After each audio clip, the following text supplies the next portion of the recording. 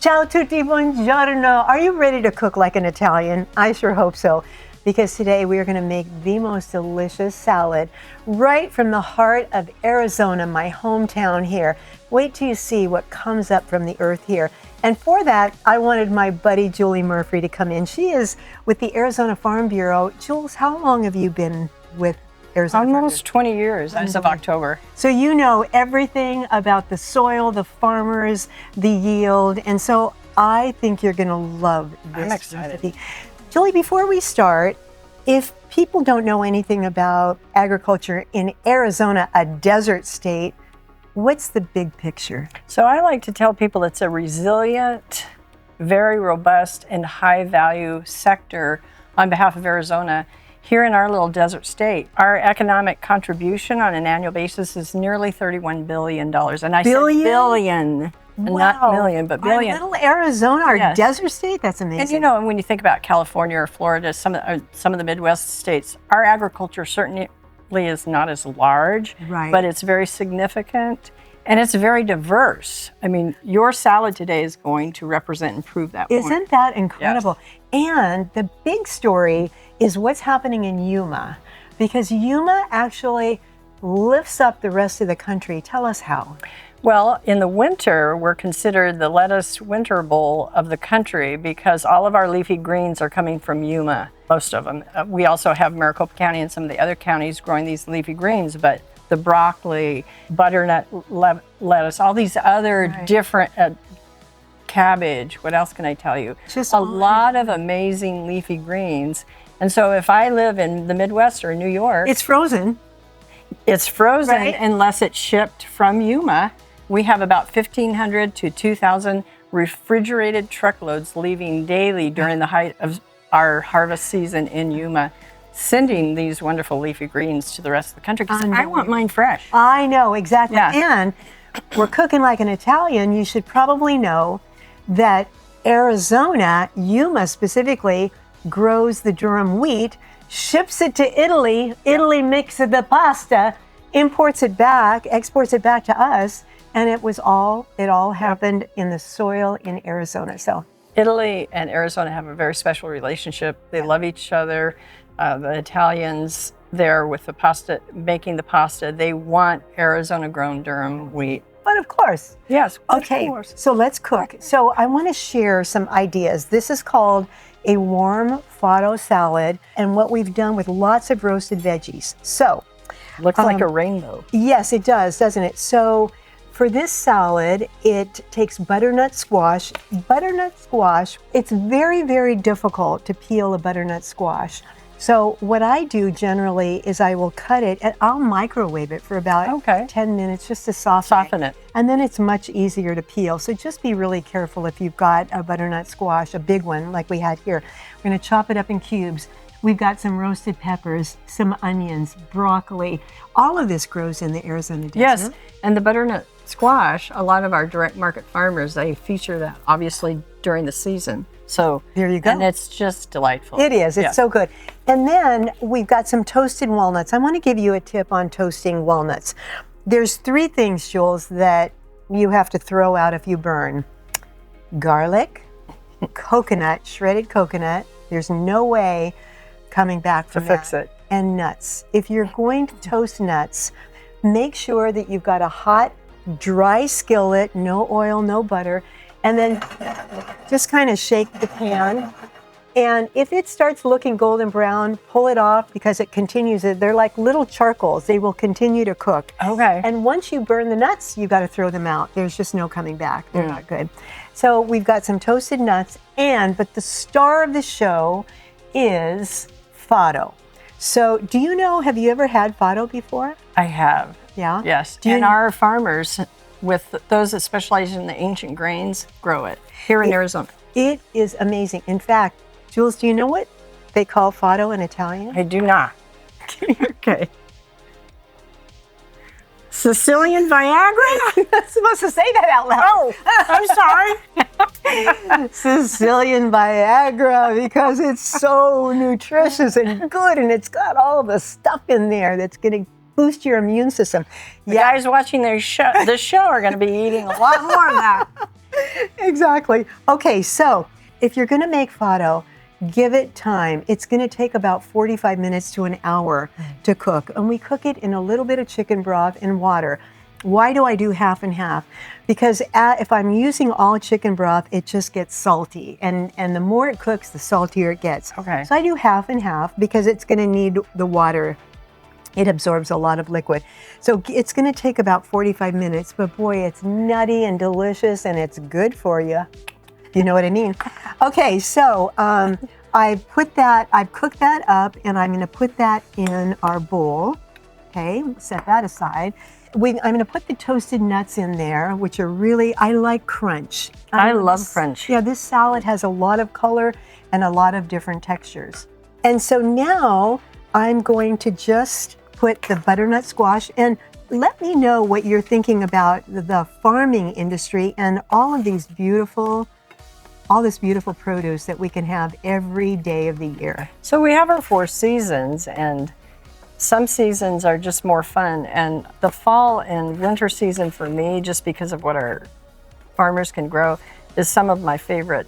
And one of the best places to meet our Arizona farmers, or farmers in any state really, is to go to the farmers market and visit with them.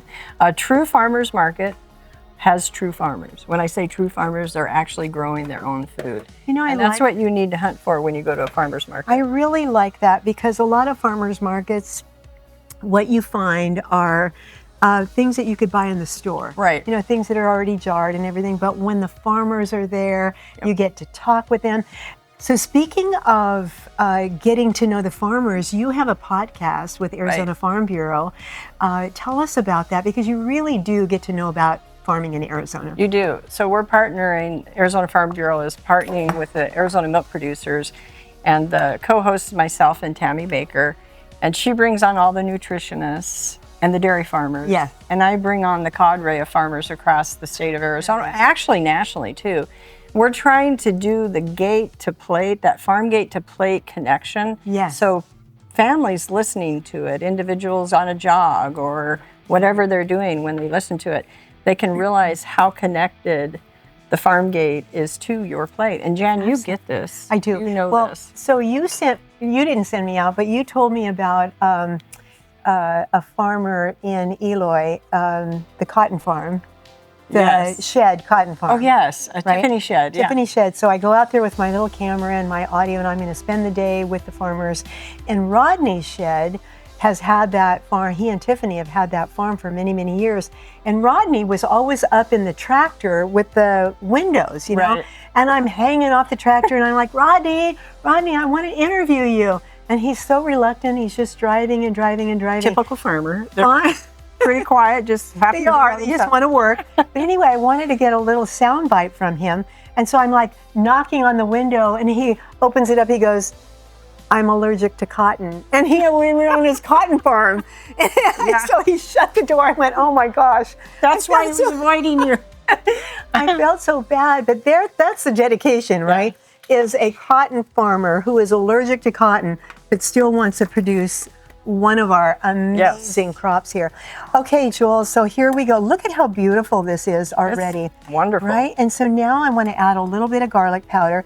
You know, I am a believer in fresh garlic and garlic powder. Okay. Because they bring 2 different food profiles, flavor profiles.